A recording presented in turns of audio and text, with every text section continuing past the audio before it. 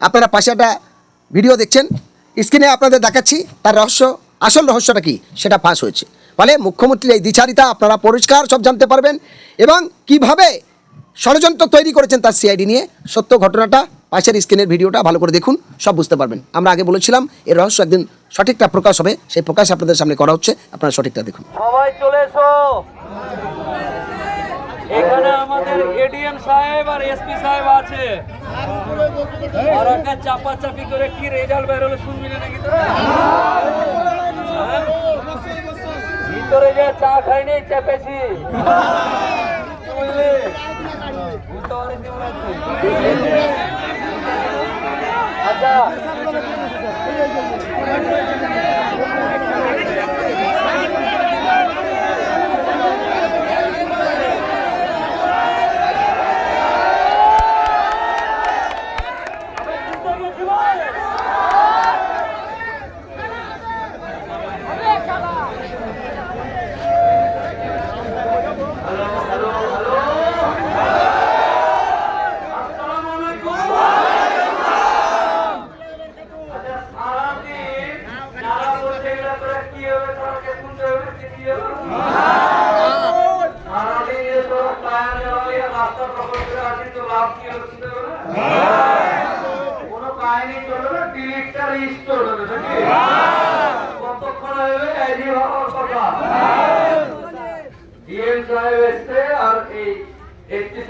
কি বলছে আগে শুনে তোরা যেটা করবি সেটা হবে।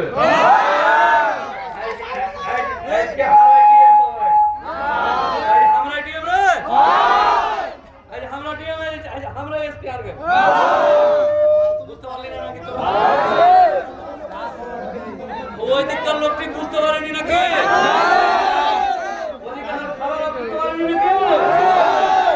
এই যে ডিএম সাহেবকে দিচ্ছি, ওনারা কি বলছে, তোরা যা বলবি আমি তোর দিকে, আমি ডিএম এসপি দিকে লই, আমি তোর দিকে গাড়ির উপরে ডিএম সাহেবকে বক্তব্য দিচ্ছি। ডিএম সাহেব খুব ভালো মানুষ, এই লোকটাকে ভালো করে জেনে নেন। মালদা হাসপাতালে মেলায় ঘুষ করি হচ্ছিল, একটা ডাক্তারকে এমন করে ডিলিট করেছে গ্যাপ হয়ে গেছে। খুব কাজের লোক আছে। তোর এদিকে পঞ্চায়েতে 300 টাকা করে কি ছাপ মারানি নিয়েছিল, কমপ্লেন হ্যাক করেছে লিয়া ভিডিও লিয়া ওকে আগে গ্যাপ করবো, যে 300 টাকা নেওয়া বন্ধ হয়েছিল। তো এরকম অনেক কাজ এবং গোটা ভারতবর্ষের খুব কম বয়সী সুন্দর একজন আইএস ডিএম এডিএম সাহেব আপনাদের কাছে আছে, এরকমই দরকার আছে। একদম জন্ম নেবে দেখতে পাচ্ছেন কত চকচকে আছে, ভালো লোক, খুব কাজের লোক আছে। কিরা খেয়ে নেমেছে, আমরা ভিতরে কিরা খাওয়াচ্ছি, কি খেয়ে কিরা খেয়ে কি রিপোর্ট আছে ওইটা শুনেলে তোরা যেটা করবে আমি তোর দিকে।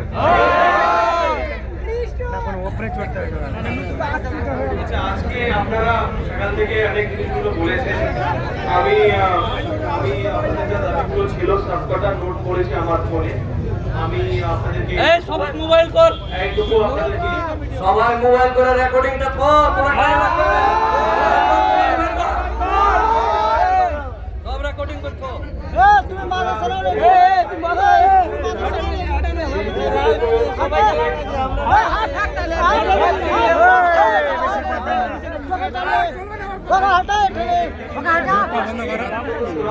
আজকে খুবই হবে সেটা তো আমাদের পক্ষে বা কারো পক্ষে দাবিগুলো দিয়েছেন, যেগুলো ডিমান্ডস আপনারা দিয়েছেন, আমি ইমিডিয়েটলি আজকে গিয়ে অফিসে উপর পক্ষকে জানাবো। আগামী 5 তারিখের মধ্যে, আজকে 1 তারিখ গেল, আমরা আর 4 দিন এক্সট্রা আপনাদের কাছ থেকে চাইছি। 4 দিনের মধ্যে এই সমস্যার একটা সলিউশন আমরা আপনাদের কাছে যেটাই আছে, যেটাই উপর মহল থেকে জানানো হবে যে কিভাবে জিনিসটাকে তাড়াতাড়ি সলভ করা যায়।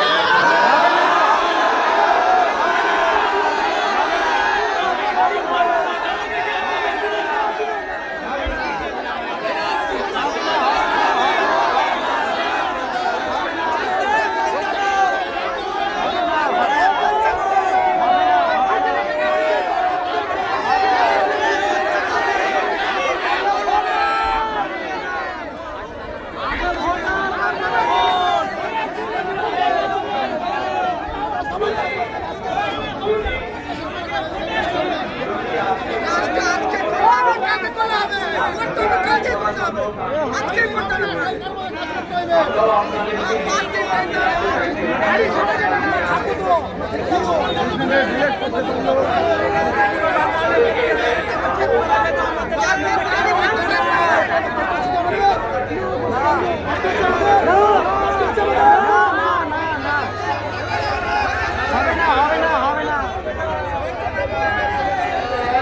আগে শুনেলে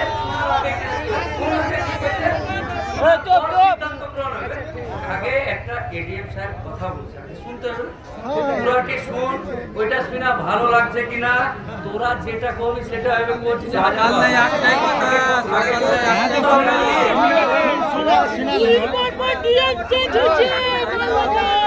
আচ্ছা ঠিক আছে তুই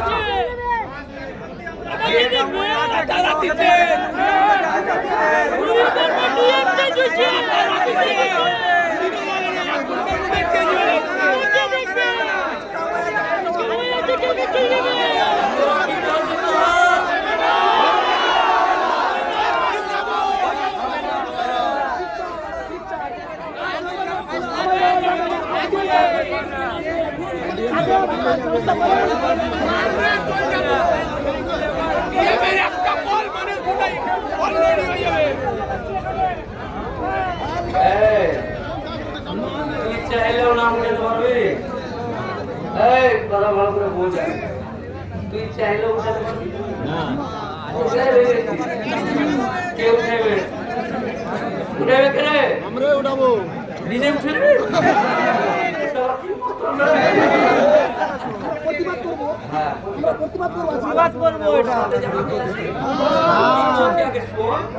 এটা